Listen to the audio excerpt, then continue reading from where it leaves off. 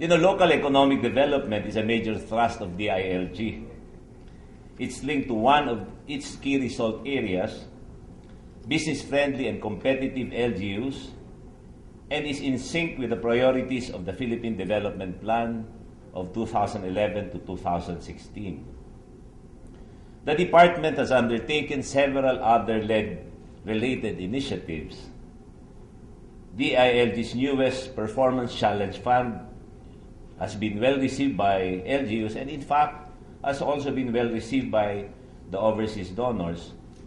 From 15 million when we launched it in October 2010, the PCF was increased to ₱500 million pesos with a focus on providing incentives for good housekeeping indicators and the performance of LGUs.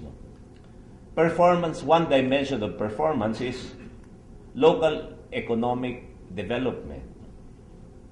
Linking financial incentives to good performance based on an established set of requirements and conditions is considered an effective way of promoting governance reforms and at the same time stimulating LGU and private sector investment in priority areas.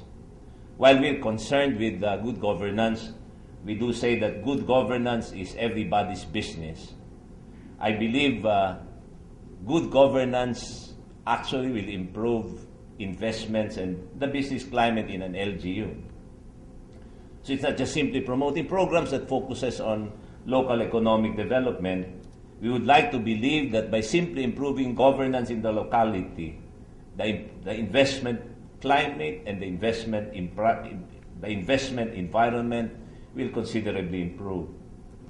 In his inaugural State of the Nation address, President Benigno S. Aquino III called on the LGUs to look for more ways to streamline our processes to make business startups easier.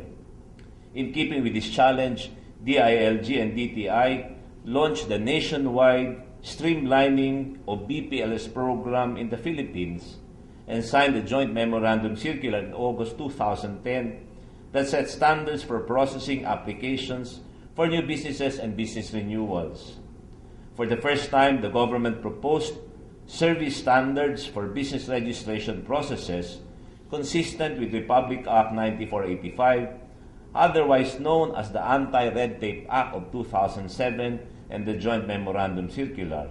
Further, through another DILG Memo Circular, we have encouraged all provincial governors and city mayors to designate a local economic and investment promotions officer, we call them the LIPOs, to facilitate local economic and investment promotion policies, projects, and activities in the area.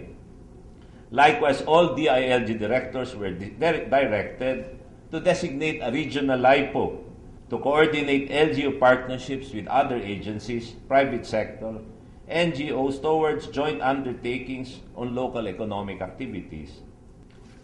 With these initiatives, DILG is moving forward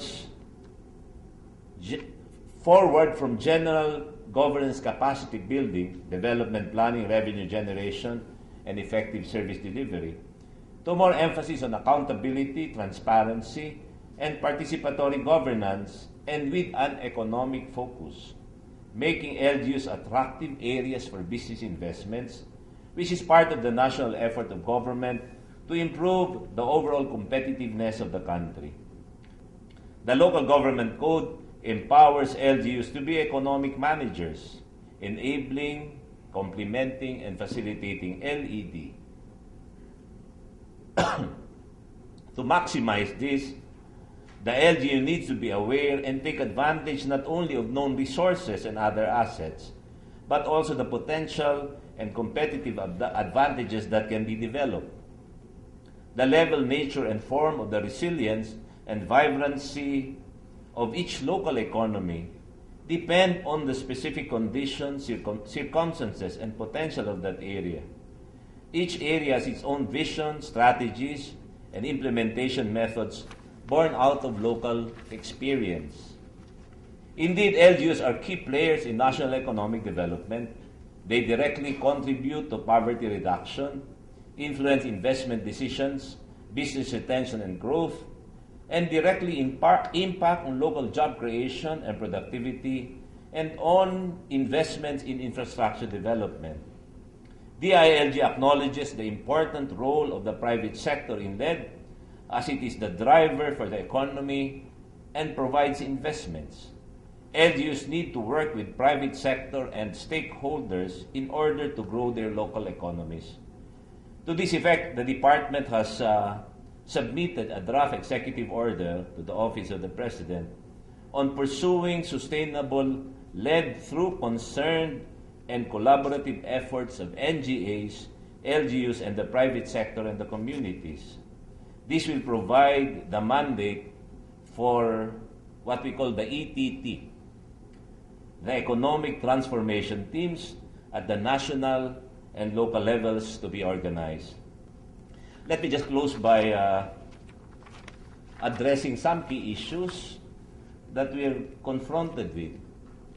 I think that one of the challenges that we have to contend with is how to ensure seamless and cooperative relationship between national government and local government units.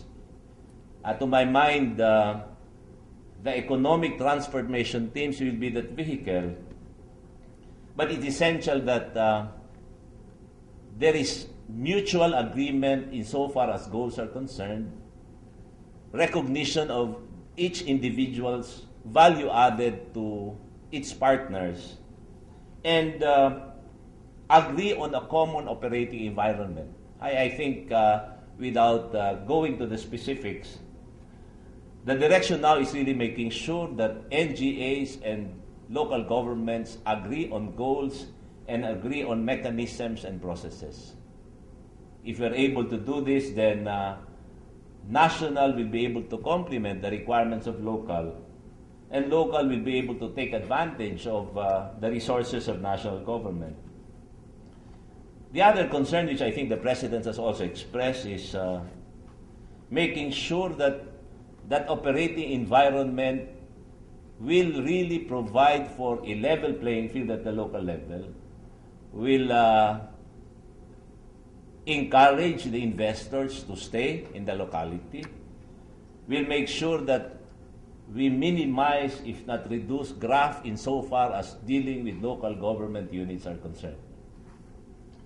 Just to give you two examples, one big company recently moved out in one city and moved to another city because of problems insofar as securing the mayor's permits and payments of licenses are concerned.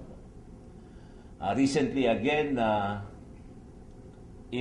a continuance of the past problems that we had, there were certain LGUs imposing certain fees which we believe they don't have any basis for imposing. But I guess it's not really the question of money. It's not really the question of how much amount is being lost. It's a question of making sure that we keep our acts together. Because, at the end of the day, it's really just one team. It's not Naga City, it's not Manila or Quezon City. It's Team Philippines. When investors do have problems in any locality in the country, it's not really the locality that's being penalized. It's really the Philippines that's being penalized. So hopefully, as we have always contended, while we would like to promote and advocate local autonomy, we would like also that everyone realizes that there is a bigger world than our own jurisdictions.